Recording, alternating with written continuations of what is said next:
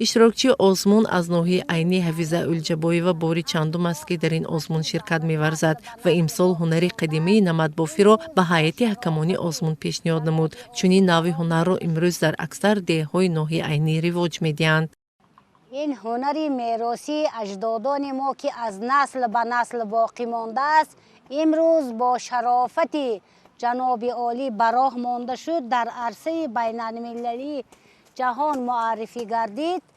ما میخواهیم از نسل‌های حاضره به آینده همچون میراث نیاگان باقی ماند. نمد در تمام دهه‌های ناحیه عینی معلوم و مشهور است.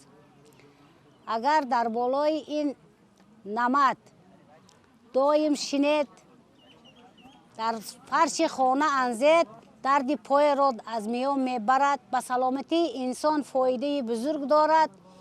این از کارکرد پشم تیار می شود.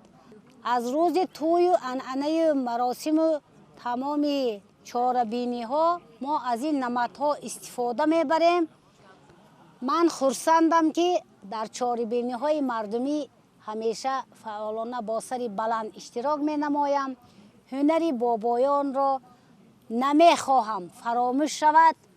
عنعنه بیبیان و ما فرزندان ما به نبیرگان ما به نسل آینده ما همچون میراث دائمی ماند. انا این کارت‌های واقعا زیبا محصولی دستانی هنرمند استرافشانی است. هر یک محصولات با حجم و اندازه و طرز آرایش از همدیگر فرق می‌کنند و در همه آنها تخیل بوی و ایجادیات والای هنرمند را مشاهده می‌نماییم که با یک صنعت بلند آرایشی آنها را آماده کرده است. هنرمند اختیار میرزایف در روی غلاف و خودی کارت‌های حجم کلان 4 نوع هنر را ماهرانه اجرا نموده است که دقت هر بیننده را به خود می‌کشد. این هنری کارتسازی به من از پدرم، بابایم، باباکلانم میراث مانده است.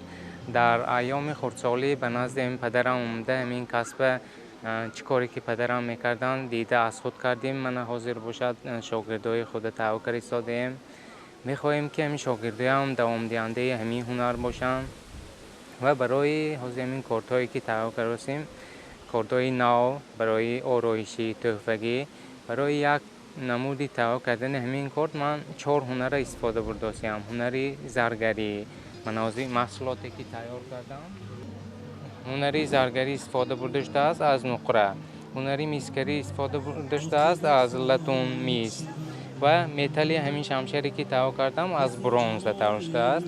هنری زرگری، میسکری، کندکاری، من همین غلافی همین تحفه‌ای که تیار کردم هم از شوخی مارکوپولو کندکاری کرده است.